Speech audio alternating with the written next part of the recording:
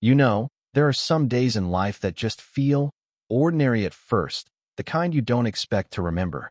But then something happens that changes everything, and suddenly, the ordinary turns into the unforgettable. That weekend in Montana was supposed to be just another hiking trip for 12-year-old Ethan, a kid who thought he knew everything about the wilderness because he watched too many survival videos and wore his scout uniform like a badge of invincibility. And Coda, his Akita, well, Coda was the kind of dog you notice immediately, the kind that looks calm and collected, all fluffy fur and serious eyes, but with a quiet sense of strength you only realize is there when it matters most. I remember the first moment that stick in my memory. Ethan had wandered off the trail to inspect some weird, twisted tree roots sticking out of the earth like veins. Most kids would be told to leave it alone, but not him. And Coda, of course, followed like he always did, padding silently behind, tongue lolling but eyes sharp, ears twitching at every sound. The Bob Marshall Wilderness looks innocent from the edge of a parking lot. You see tall pines, soft sunlight filtering through branches, maybe a creek glimmering in the distance, and you think, yeah, I could hike there for hours. But step onto the trail and suddenly it's a whole other planet. Rocky slopes, uneven terrain, shadows that move in ways that make your skin crawl. It's the kind of place where animals rule and humans are, well, guests at best. By late morning, the group had already hiked a few miles. Ethan, curious as ever, lagged behind to explore, and before anyone noticed, he had vanished from the main trail. It wasn't like he meant to get lost, not exactly, but in that vast forest, a kid can disappear in a heartbeat. And that's when Coda's instincts kicked in. He paused for a moment, head tilting, nose twitching, eyes scanning the brush. Something was off. There's this thing about dogs, they sense things before we do. Danger, uncertainty, fear. Coda could feel it all, and he wasn't about to let his boy get swallowed up by the wilderness. At first, Coda tried to stay with the group, letting the scouts' chatter and laughter mask the anxiety in the air, but then he saw Ethan, small and alone, barely holding his backpack strap, staring at some fallen log like it might swallow him whole. That's when Coda took off, moving faster than I ever imagined an Akita could, weaving through underbrush, leaping over rocks, tail stiff but calm, leading Ethan back towards safer ground, or at least the closest thing to it in a wild forest. The first night was, well, it was a test. The temperature dropped faster than anyone expected in mid-September, the kind of cold that seeps into your bones no matter how many layers you wear. Ethan huddled under a tarp the troop had left behind, shivering, teeth chattering, while Coda curled around him like a furry shield. Every time Ethan tried to get up and wander, Coda would gently push him back, growling softly, eyes sharp, as if saying, sit, stay, we'll figure this out together. And the forest at night, it's not like any forest you see in pictures. It's alive with sound. The rustling of leaves, the snap of branches, distant howls of coyotes, and something bigger, heavier moving in the shadows. Ethan's imagination ran wild, and I'm not going to lie, mine would have too if I'd been there. Somewhere out there, not too far, were grizzly bears, the kind that make grown adults freeze in fear. And yet, here was Coda, calm as ever, facing the darkness with this quiet confidence that made Ethan feel just a little safer. By the second day, hunger and fatigue had started to creep in. Ethan's stomach growled so loud that I'm sure even the squirrels in the trees knew it was time to eat. There wasn't much to forage, just a few wild berries, some creek water, and Coda's steady presence, reminding him to stay put and conserve energy. And that's when the real bond between them showed. Ethan had always loved Coda, sure, but this was different. The boy whispered to him in the quiet moments, apologizing for getting lost, asking the dog if he was tired, if he hated him for dragging him into this mess, and Coda would just nuzzle him, lick his hand, and lie down again, eyes alert, ears perked, ready for anything. It was like watching a miniature guardian angel, furry and four-legged. Then came the first real scare. A large shadow moved across the clearing where they had camped, a low growl rumbling through the air that made Ethan freeze mid-breath. Coda's hackles rose, his body tensing like a spring, but he didn't panic. Instead, he placed himself between Ethan and the sound, growling softly, eyes locked on the movement.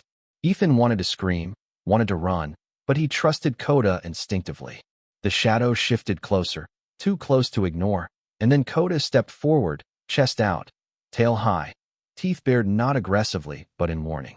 The creature, a massive grizzly, paused, sniffed the air, and for a heartbeat, everything was still. Then the bear, uncertain, moved along the edge of the clearing, choosing the path of least resistance. Ethan let out a shaky breath, Kota still standing firm beside him. And that's when he realized something. This dog wasn't just a pet. He was a protector, a warrior, someone who would put himself in danger without a second thought to keep Ethan alive. As the sun rose on day 3, the forest seemed to mock them with its beauty. Golden beams filtering through leaves, birds singing as if nothing had happened, and Ethan, exhausted, still clinging to Kota for every ounce of courage he could muster. They had survived 2 nights, faced the unknown, and somehow they were still together. And in those quiet, tense moments, Ethan began to understand a truth most people only learn much later in life. Courage doesn't always roar. Sometimes it's the soft nudge of a loyal friend, the quiet presence of someone who refuses to leave your side, the kind of heroism that doesn't get medals but changes a life forever. I could keep going about the creek they followed, the small makeshift shelters Kota helped him find, and the way the dog kept Ethan motivated, but it all comes down to this. The first part of their ordeal wasn't about fighting bears or crossing cliffs. It was about trust, instinct, and the first flicker of heroism that would grow into something extraordinary. And as Ethan drifted off to sleep that night, head on Kota's thick fur, he wasn't just a lost boy anymore. He was a boy with a guardian, a partner, a friend who would face anything alongside him. The forest was dangerous, the night long, and the threats real, but for the first time since he wandered off the trail, Ethan felt a sliver of hope, because he knew Kota would not fail him. Not now, not ever. By the morning of the 3rd day, the forest seemed almost alive in a way that made your skin crawl. Every rustle of leaves, every distant crack of a branch sounded like a warning, and Ethan, already weary, was starting to understand just how serious this situation had become. Kota, however, seemed completely unfazed. The dog had somehow found a rhythm, patting ahead slightly to check the path, then circling back to nudge Ethan forward when the boy lagged. "Come on, buddy," Ethan whispered one time, voice rough from the cold and exhaustion. "I don't know how much longer I can do this." Kota responded with a low, almost amused growl and nudged him again, a way of saying, "Yes, you can, now get moving." It was amazing, really, the way a dog could communicate without words, and Ethan had learned to trust every little twitch, tilt of the head, or flick of the tail.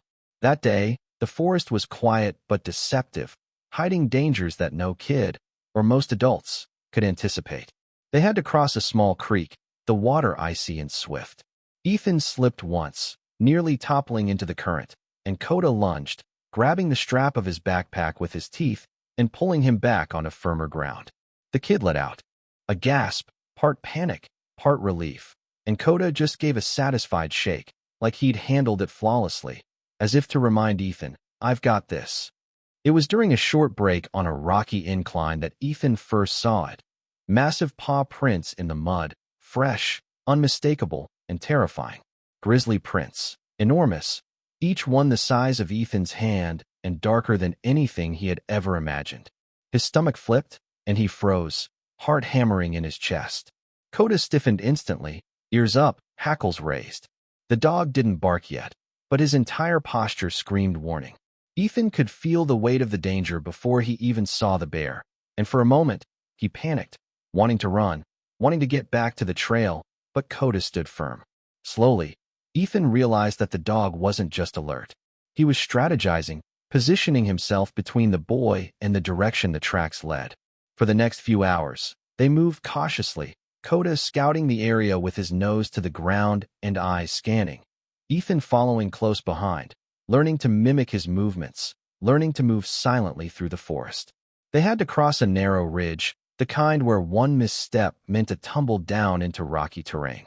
Ethan's legs trembled, and he looked down to see the dizzying drop below. "Okay, Kota," he muttered, voice small. I think I can do this." Kota gave a short bark, more like an encouragement than a warning, and waited for Ethan to take the first step. Step by step, inch by inch, They made it across, Kota occasionally checking behind to make sure no unseen danger was following. And there it was, the moment they had both been dreading. From the shadows of a small grove, a massive grizzly appeared, moving with terrifying calm, its eyes locked on the pair.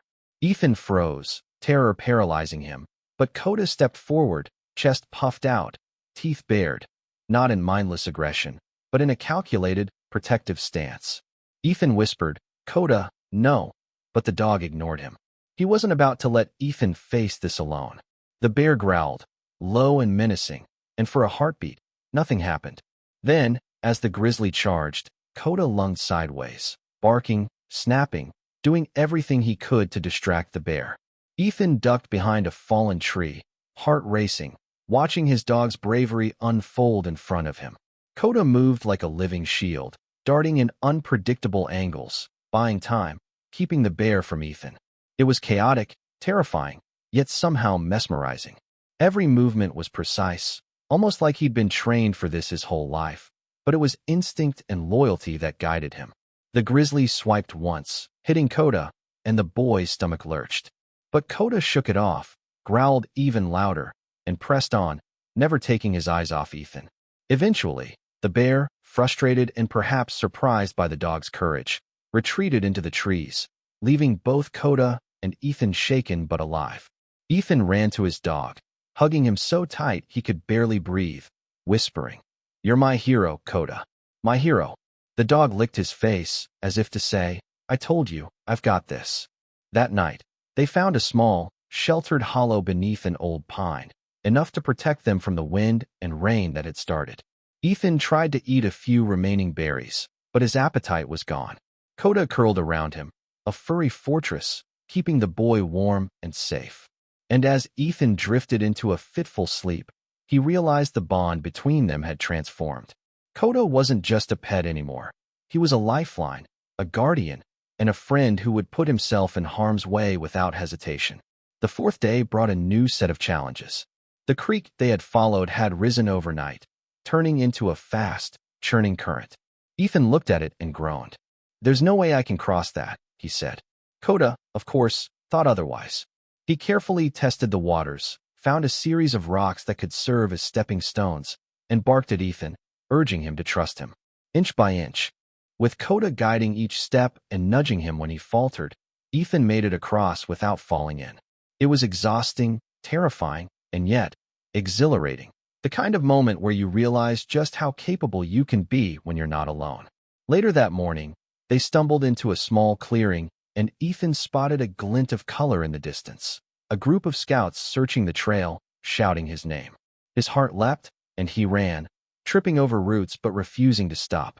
Kota followed, staying alert, ears twitching at every sound. As they reached the group, the scout leader scooped Ethan into his arms, shouting in relief, and the parents who had arrived minutes later practically collapsed in gratitude, hugging both Ethan and Kota. The boy kept hugging his dog, tears running down his cheeks. "He saved me." Ethan sobbed, voice muffled against Kota's thick fur. "He saved me." Kota, oblivious to the emotional chaos, wagged his tail, tongue lolling, as if the whole ordeal had been just another day of adventure. Over the next few hours, the rescuers pieced together their story, the narrow ridge, the rising creek, the grisly encounter, and every time someone looked at Kota, eyes wide in disbelief, the dog simply sat there, calm, proud, unassuming. No one could quite believe that such a large, fluffy Akita had stood his ground against a grizzly, navigated the wilderness, and kept a terrified 12-year-old alive for 4 days. And through it all, Ethan never left Kota's side. Every step they took back to civilization was a quiet celebration of trust, courage, and the kind of loyalty that doesn't need words. People kept asking, "How did you do it?" And the boy would just smile, scratching behind Kota's ears. "He's my dog," he'd say, "and he's brave." Kota's eyes seemed to sparkle with satisfaction, like he knew exactly how much he had impressed everyone, even if he was mostly concerned about finding a snack or stretching his legs. But beneath the surface, what everyone saw was more than bravery. It was partnership, instinct, and an unbreakable bond forged in the face of real danger. That night, as Ethan finally slept in a proper bed, Koda curled up beside him, and you could almost feel the weight of everything that had happened settle in. The forest, the bear, the cold, the hunger, all of it had tested them, stretched their courage, and left them with a story that no one would ever forget. And yet, even with the danger behind them, the memory of Koda standing firm against the grizzly, the way he had nudged Ethan to keep moving, to trust, to survive, would stay with the boy forever. It was one thing to read about loyalty in a book or watch heroism on a screen, and an entirely different thing to experience it firsthand, to feel it in the heartbeat of a dog who refused to abandon you when the world was at its most threatening. By the time the sun set, Ethan's parents had promised him that Koda would get as many treats as he wanted, new toys, and all the love he could handle. But for Ethan, the reward was simple, knowing he was alive because of someone else, someone who didn't think twice, someone who simply acted out of instinct and love. And in those moments, quiet and still, Ethan realized something profound. Bravery isn't always loud. Heroism doesn't always come with a medal. Sometimes, it comes in the form of a warm, furry body, standing between you and danger, refusing to move, refusing to give up, refusing to let anything happen to you. That was Koda. That was the heart of the story. That was the kind of courage that sticks with you forever. By the time they got back to the edge of the forest, sunlight was dipping low, painting the trees in gold and orange. And for the first time in 4 days, Ethan felt safe. Really safe. Not the kind of, I think I'm okay, safe he'd felt wandering alone. Not the jittery, what's that noise? Safe of the past nights. But the kind of comfort that comes when you know you've made it, when the danger is behind you, and the person, or in this case, dog, who got you through it is right there beside you. People were everywhere. Rescuers, scouts, parents, volunteers. And yet, all Ethan wanted to do was kneel down, hug Koda, and let the dog know just how grateful he was. Koda, as if fully aware of his hero status, sat there calmly, chest heaving, tongue lolling, eyes alert, occasionally glancing at the crowd like, yes, yes, thank you all, but can we skip the fuss and maybe get a snack? There was laughter, tears, cheers, and the kind of relief you only see when someone, or something, has survived the impossible. The rescuers kept asking questions, taking notes, trying to piece together the timeline. The bear encounter, the creek crossings, the nights spent under the stars. And every single person who heard the story froze at the part where Koda had stood his ground against a grizzly. One scout volunteer leaned close and said, I've never seen anything like it. That dog, he's a legend. Ethan just smiled, hugging Koda even tighter. I told you he was brave, he whispered, voice thick. He didn't let anything happen to me. Koda seemed to puff up at that, tail wagging lazily, giving the tiniest bark of agreement, almost proud of himself for a job well done. But beneath the relief and laughter, there was this deeper, quieter moment. Ethan's parents, still shaken, knelt beside him and Koda, tears in their eyes, whispering thanks over and over, pressing kisses to Ethan's hair and rubbing Koda's thick coat. It wasn't just gratitude, it was awe. Because the truth was clear. Koda had done something extraordinary, something beyond instinct. He had faced fear, assessed danger, and protected the one he loved with every ounce of himself. Over the next few days, word spread through the small Montana community. Local papers picked it up, neighbors came to meet the brave dog, and Ethan's story was shared among scouts and parents like a legend in the making. But for Ethan, the story was simple. It wasn't about the newspaper articles or the applause. It was about looking down at Koda every morning, knowing that dog would always be there, ready to protect him, ready to face whatever came next. And for Koda, the reward was just as simple. More scratches behind the ears, more walks, maybe a sneaky bite of bacon when no one was looking, and the satisfaction of a job done. The kind of satisfaction that doesn't need words. That week, Ethan spent a lot of time just sitting with Koda, watching him nap, brushing his fur, talking to him quietly. He thought about the creek, the ridge, the bear, and the long, cold nights, and realized something profound. Bravery isn't measured in medals or trophies. It's measured in loyalty, in actions, in the courage to do the right thing when the stakes are highest. And Koda, in his quiet, steady way, had shown that to him in the most real, unforgettable way possible. There were moments when Ethan laughed, remembering how Koda had scolded him for wandering off, nudged him back onto the trail, or given him that really kid look when he tried to complain about the cold. And there were moments when he cried, thinking about the fear he had felt and how it had all been tempered by Koda's presence. The forest had been terrifying, yes, but it had also been a place where their bond was forged, stronger than any force in the world. In the days and weeks that followed, Ethan kept telling the story, not because he wanted attention, but because he needed people to understand what loyalty, love, and courage looked like in real life. And Koda? Well, Koda went back to being a dog, chasing squirrels, lounging in the sun, demanding snacks at just the right moment, completely unbothered by the title of hero that humans had bestowed on him.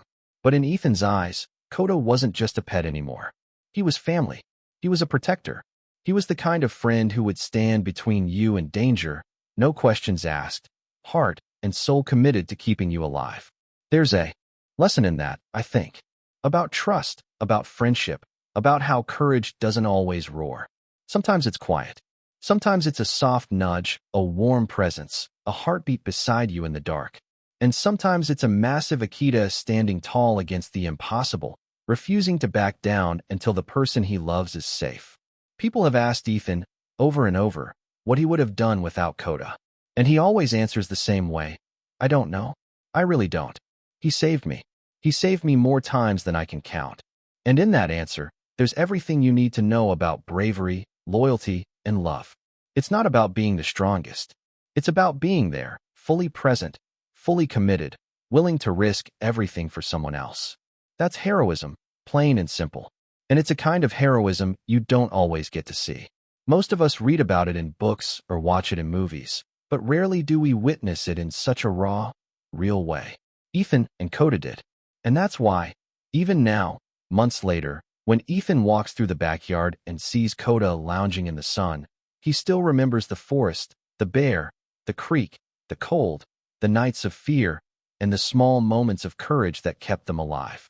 And he whispers, sometimes, just to himself, "You're the best. You're the bravest." Koda yawns, stretches, maybe looks at him like, "Thanks, kid." But really, it was nothing. And that's the beauty of it. True courage doesn't need recognition. True loyalty doesn't demand it. It just exists, quietly, powerfully, ready to face the impossible when it matters most. So here's my question to you. Watching this now, what would you do in a situation like that? Could you trust someone or something enough to let them protect you, even when everything around you is terrifying? Could you stand by someone, even when the odds are stacked against you? Think about that. And then think about Koda, a fluffy Akita, who faced a grizzly, crossed icy creeks, endured freezing nights, and never let go of the boy he loved. That's loyalty. That's courage. That's heroism. And it's a story worth remembering, worth sharing, worth feeling in your chest and letting it stay there. Because the next time someone tells you loyalty, bravery, or friendship is just a word, remember Ethan and Koda. Remember what it looks like when a dog refuses to quit, when a heart refuses to abandon, when courage is defined not by size or strength, but by love and commitment. And maybe, just maybe, you'll carry a little bit of that with you, too.